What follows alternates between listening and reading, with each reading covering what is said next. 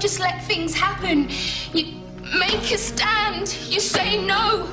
You have the guts to do what's right when everyone else just runs away. This is today's flat Earth. The fact that we live in the cutting edge of human evolution, the cutting edge of how far humanity has come,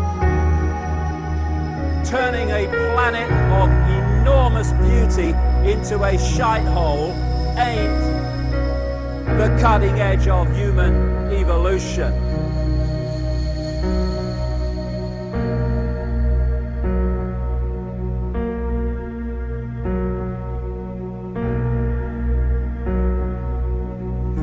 As Michael Elner said, just look at us.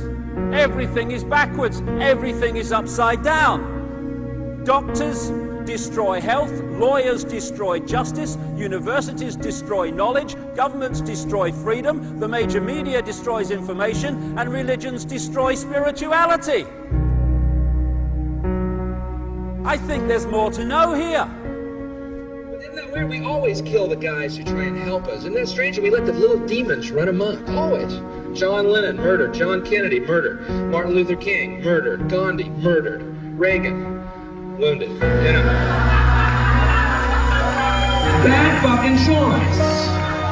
You find that people that are in positions of apparent power, like prime ministers and presidents, are actually puppets of the real power, which doesn't put itself on public display. Why would it?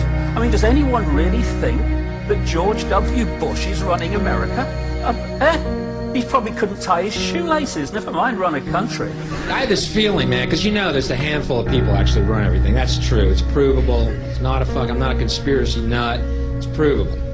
Handful, very small elite run and own these corporations, which include the mainstream media.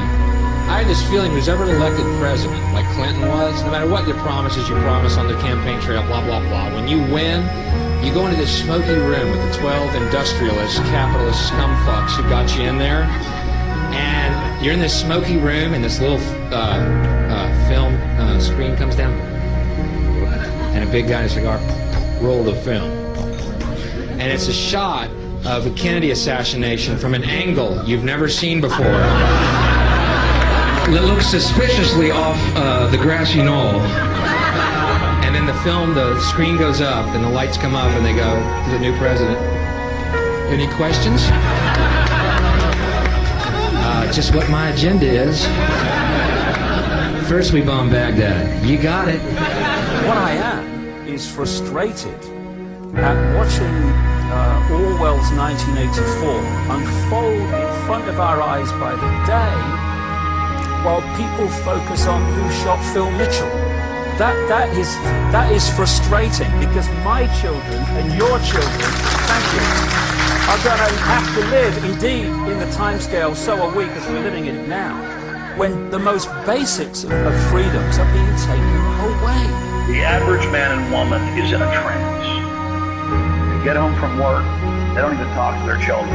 They turn the television on, and they let those corporate messages set the agenda in their lives. All you ever hear about in this country is our differences. That's all the media and the politicians are ever talking about, the things that separate us, things that make us different from one another. That's the way the ruling class operates in any society. They try to divide the rest of the people. They keep the lower and the middle classes fighting with each other so that they, the rich, can run off with all the fucking money. Fairly simple thing, happens to work. You know, anything different, that's what they're going to talk about. Race, religion, ethnic and national background, jobs, income, education, social status, sexuality, anything they can do, keep us fighting with each other so that they can keep going to the bank. Divide and conquer is the motto. And as long as people continue to see themselves as separate from everything else, they lend themselves to being completely enslaved. We've all seen vast herds or flocks of sheep controlled by a sheepdog and an authority figure called a shepherd. You imagine if just a significant number, not even half, of those sheep said, we're not going to succumb to fear of the sheepdog, and we are going to go our own way. And those sheep start going in their own way, they start expressing their uniqueness, and they stop acquiescing with the authority figure and succumbing to fear. Where's the power of the shepherd now? Where's the power of the sheepdog now? They have no power except in acquiescence by the mass of the sheep to the perceived power that they have. We need to start seeing humanity in these terms very, very quickly. I see these ants do great things. And year after year, they somehow manage to pick food for themselves and you. So who is the weaker species? Ants don't serve grasshoppers. It's you who need us.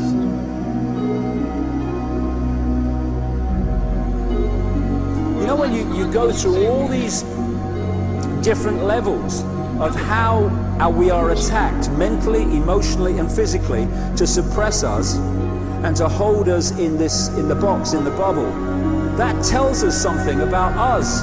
What people don't realize. Oh, it's negative. No, it's not negative. It's extremely positive, if you want to use those terms, because it's telling us who we really are. The level of suppression on multi-levels, in multi-ways, that they've had to go to and continue to go to hold us in servitude, shows the potential of genius and magnificence that we really are. And that's our natural state. This is the difference between the power of our Creator and anything else, particularly evil. That you can go into a pitch black room full of evil, full of darkness, and light a little candle, and instantly that darkness flees. But you can't do the opposite. You can't go into a well-lit room full of truth and wisdom and righteousness and joy and health and harmony with the universal power. You can't take any amount of darkness and go into that well-lit room and have any effect whatsoever. That is the metaphor which I frequently think of when I think that I'm not empowered. It is the greatest lesson for me, and I think for everybody else, to know that we're on the winning side and that we're winning. Today, a young man on acid realized that all matter is merely energy condensed to a slow vibration, that we are all one consciousness experiencing itself subjectively.